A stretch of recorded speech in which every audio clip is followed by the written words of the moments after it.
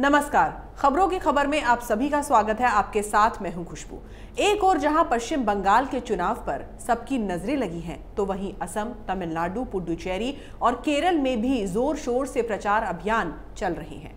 बाकी राज्यों के साथ साथ तमिलनाडु चुनाव की तारीखों का ऐलान होने के बाद राज्य में सत्ता की दौड़ में शामिल पार्टियां जोर शोर से चुनाव प्रचार में लगी हुई हैं। बीते 5 दशकों से यहां की राजनीति में 2 पार्टियां डीएमके और एआईएडीएमके सबसे महत्वपूर्ण रही हैं।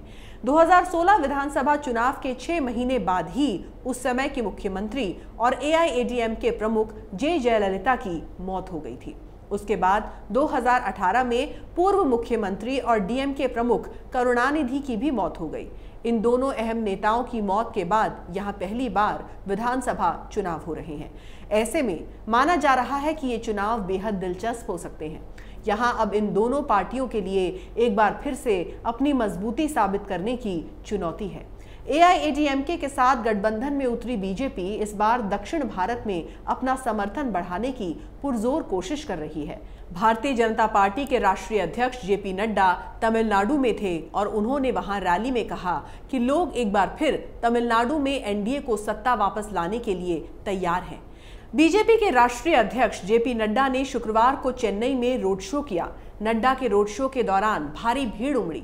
रोड शो के दौरान नड्डा ने कहा कि लोग एक बार फिर तमिलनाडु में एनडीए को सत्ता वापस लाने के लिए तैयार हैं। रोड शो के दौरान नड्डा ने पीएम मोदी के काम भी गिनाए। नड्डा ने कहा कि हमें निश्चित तौर पर डीएमके कांग्रेस की वंशवादी राजनीति को खारिज करना चाहिए। हमें डीएमके कांग्रेस के भ्रष्टाचार और नीतिगत पक्षाघात के दिनों को भी याद रखना होगा। उन्होंने कहा कि 2G, 3G और 4G क्रमशः मारन परिवार, स्टालिन परिवार और गांधी परिवार के लिए पीढ़ीगत भ्रष्टाचार का प्रतिनिधित्व करते हैं। जेपी नड्डा ने यूपीए सरकार के दौरान डीएमके सरकार के कामकाज पर हमला करते हुए कहा कि अगर डीएमके की बात करें तो लोग अभी भी यूपीए सरकार के कार्यकाल को नहीं भूले होंगे। 2G नहीं भूलेंगे। अगर मैं 2G की बात करता हूं तो लोग मारन परिवार के 2 जनरेशन का भ्रष्टाचार नहीं भूल सकते। अगर मैं 3G की बात करूं तो फिर करुणानिधि की 3 जनरेशन के भ्रष्टाचार को भी देखना होगा। अगर 4G की बात की जाए तो फिर कांग्रेस के 4 जनरेशन के भ्रष्टाचार को देखना होगा। लोग ये सब नहीं भूल सकते। इसलिए मैं कहता हूं कि डीएमके के लिए प्रदेश में प्रो इनकम्बेंसी जैसी कोई चीज नहीं दिख रही है और ना ही एआईएडीएमके के लिए एंटी इनकम्बेंसी जैसी कोई बात है। इसलिए मैं चुनाव को लेकर पूरे तरीके से आश्वस्त हूं। तिरुवैयारू में रैली को संबोधित करते हुए नड्डा ने कहा कि पीएम मोदी और एआईएडीएमके के गतिशील नेतृत्व के तहत हम स्थानीय कला को प्रोत्साहित करेंगे और वोकल फॉर लोकल के विचार का समर्थन करेंगे। उन्होंने कहा कि हम तंजावुर पेंटिंग्स, लकड़ी पर नक्काशी, हाथ की बुनाई और पत्थर पर नक्काशी, मिट्टी के बर्तनों पर ध्यान केंद्रित करेंगे। नड्डा ने कहा कि बीजेपी एआईएडीएमके ये सुनिश्चित करेगी कि पंचमी की 12 लाख एकड़ जमीन को रिकवर कर एससी को दिया जाएगा। उन्होंने कहा कि हिंदू मंदिरों का प्रशासन एक बोर्ड द्वारा किया जाएगा जिसका प्रतिनिधित्व विद्वान और संत करेंगे। बीपीएल बच्चों को ड्रॉप आउट रोकने के लिए वित्तीय मदद दी जाएगी। बीपीएल बालिका के लिए 1 लाख रुपए प्रदान किए जाएंगे और 8वीं और 9वीं कक्षा के छात्रों को मुफ्त टैब दिए जाएंगे। वहीं कांग्रेस ने चुनावों में डीएमके से हाथ मिलाया है। तमिलनाडु विधानसभा का कार्यकाल 24 मई 2021 को खत्म हो रहा है। राज्य में विधानसभा की कुल 234 सीटें हैं। राज्य में इस बार एक ही चरण में 6 अप्रैल 2021 को मतदान होना है।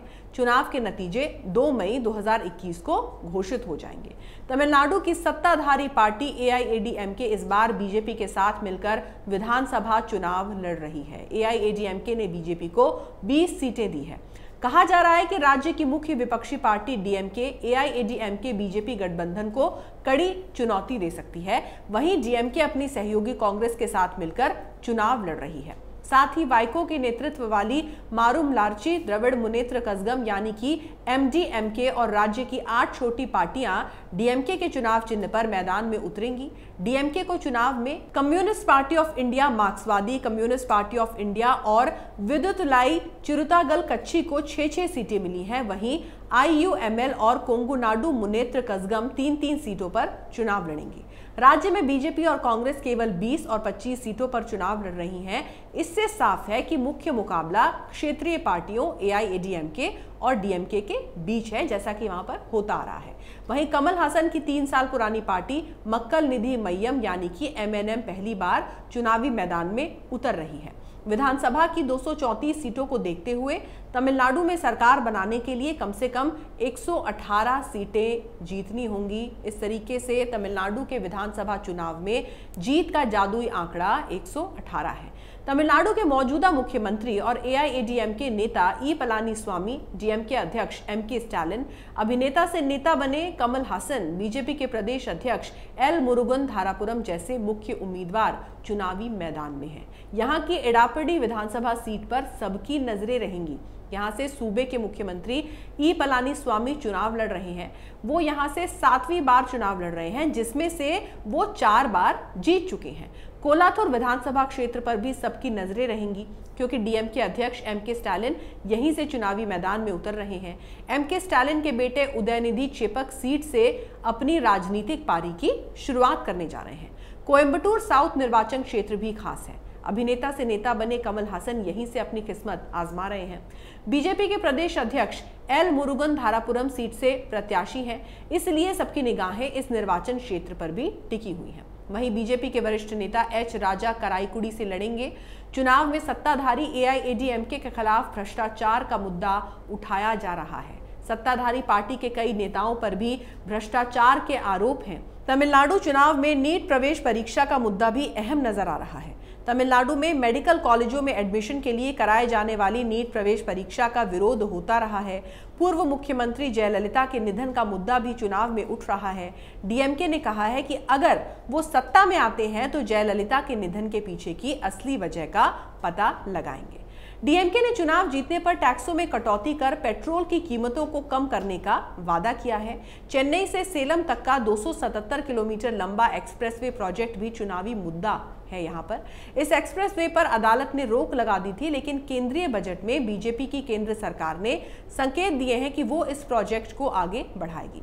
तमिलनाडु चुनाव में पहली बार धर्म का मुद्दा भी नजर आ रहा है। बीजेपी गठबंधन DMK कांग्रेस वाम दलों के गठबंधन को हिंदू विरोधी बता रहा है। इस बीच बीजेपी की सहयोगी पार्टी अन्ना द्रमुक ने विवादास्पद नागरिकता संशोधन कानून पर अपना स्टैंड बदल लिया है। अपने घोषणा पत्र में अन्ना द्रमुक ने स्पष्ट रूप से लिखा है कि वो नागरिकता संशोधन कानून पर पीछे हटने के लिए केंद्र सरकार पर दबाव बनाती रहेगी, जबकि 2 साल पहले अन्ना द्रमुक ने राज्यसभा में नागरिकता संशोधन कानून का समर्थन किया था। 2016 के विधानसभा चुनाव में AIADMK ने जयललिता के नेतृत्व में 136 सीटें जीतकर सरकार बनाई थी।